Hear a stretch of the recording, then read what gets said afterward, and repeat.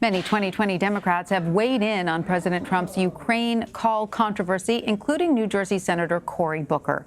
Today, he released a statement on the White House's memorandum of that call, saying, quote, "This document is apparent proof that Trump pressured a foreign nation to meddle in our democracy again. And in doing so, he again disrespected our Constitution, subverted the rule of law, and ultimately undermined the very ideals of our country." Sabrina Singh is press secretary for the Booker campaign, and she joins us now. Sabrina, thank you so much for being with us. Thanks for having me. Where does Senator Booker stand on the issue of impeachment exactly, and how does he plan to use it in his campaign going forward? You know, what Cory has been saying on the trail, and I think today in a few interviews that he did, is that this is so beyond politics. Like, we have to put politics aside right now. This is about Donald Trump, and where Cory stands on this is that we need to begin impeachment proceedings.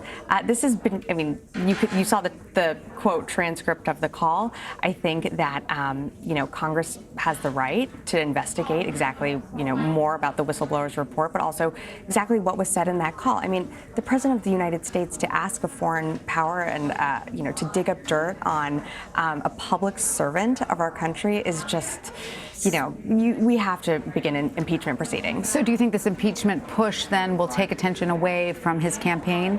I think we can walk and chew gum at the same time. You can still campaign. You can still go to Iowa and South Carolina and Nevada and talk about the issues that matter to voters, like healthcare, like the economy, and like, guns. But we still, we're talking about the President of the United States here. This issue deserves the attention it's getting.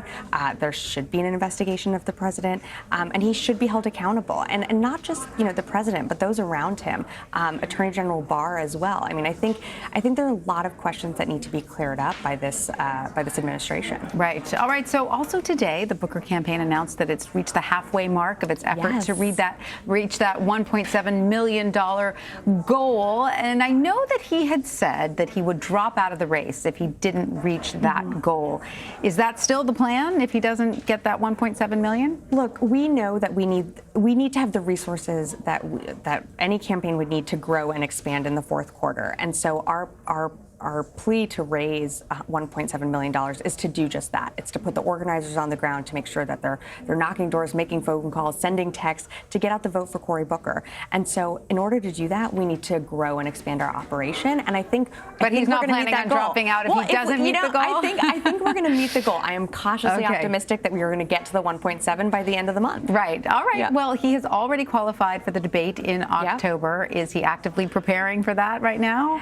I mean, as active as you can be with, traveling around the country. I'm not even sure what state he's in at this moment, but we're heading to New Hampshire tomorrow. You can, of course, do prep in the car and between phone calls, but we're going to start drilling down closer to the date. And what is the campaign's overall strategy at this point when it comes to the states the senator will be spending the most time in the days ahead? We know the early states are our path to victory, and that's why we've put incredible staff and an incredible talent and invested in these states.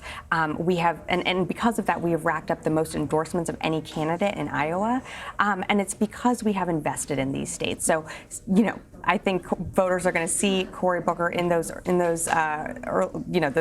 early states, and also the Super Tuesday states. We know we have to keep making our case to voters across the country. Right, and there does at this point appear to be a top tier emerging. Does that worry the Booker campaign at all? At this time in 2015, I think we were talking about Rudy Giuliani becoming the potential nominee. We were also talking about Jeb Bush having a $100 million super PAC. Jimmy Carter, Bill Clinton at this time were not polling near the top, and then they went on to become the nominees. So I think it's still early. We still have a lot of time to make the case to our voters. And even though we talk about this race on a day-to-day basis, voters are not tuned in just yet. So October debates, November debates, these are the chances to make the case on why Cory Booker is the best candidate in this race. And then traveling around the country and doing campaign events is another place for voters to see him. Right. And is there a litmus test for him? Is there a point where he says, okay, I'm going to cede this race to someone else, or is he going to just keep fighting till the end? Well, I think what our campaign manager laid out in a memo, and I think Cory has said himself that we're not in it just to survive. We're in it to win it. Right. And the only way we can do that is to expand our operation. And so if we are successful in raising the $1.7 million, which I am still, Confident. people have been going to CoryBooker.com and they're giving and they want to see his name in there. What's the deadline again?